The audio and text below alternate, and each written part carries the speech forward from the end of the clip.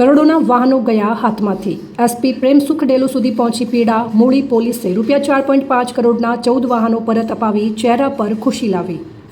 પોતાની મહેનતના કરોડો રૂપિયાના વાહનો હાથમાંથી જતા રહે, લોનના હપ્તાનો બોજ માથે હોય અને પોતાના જ નામે રહેલા વાહનો પરત ન મળે ત્યારે એક માણસની સ્થિતિ શું થાય છે તે કલ્પના કરવી પણ મુશ્કેલ છે। મૂળી તાલુકાના ઉમરડા ગામના કાનાભાઈ માસાભાઈ તરકેટા પણ આવી જ મુશ્કેલી વચ્ચે પોલીસના દ્વાર સુધી પહોંચ્યા હતા। અરજદારની રજૂઆત મુજબ ભાગીદારીના વ્યવહારમાં તેમના નામે ખરીદાયેલા 13 ડમ્પર, 1 હિટાચી અને 1 ફોર્ચ્યુનર સહિત કુલ 15 વાહનો અંગે વિવાદ ઊભો થયો હતો। વાહનોની કુલ અંદાજિત કિંમતો આશરે ₹5 કરોડ હોવાનું જણાવ્યું છે।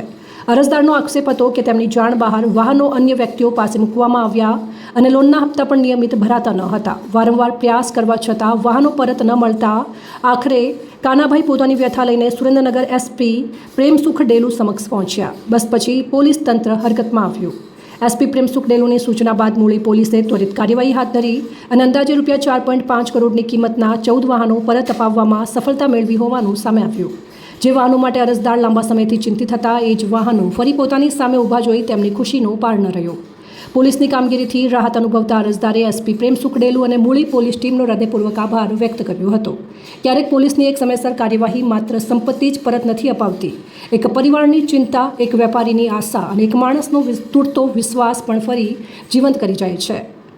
નોંધ: છેતરપિંડી અથવા અન્ય ગેરકાયદેસર કૃત્ય સંબંધિત બાબતો અરજદારની રજૂઆત આક્ષેપ આધારિત છે। અંતિમ હકીકત પોલીસ તપાસ અને કાનૂની પ્રક્રિયાના આધારે નક્કી થશે।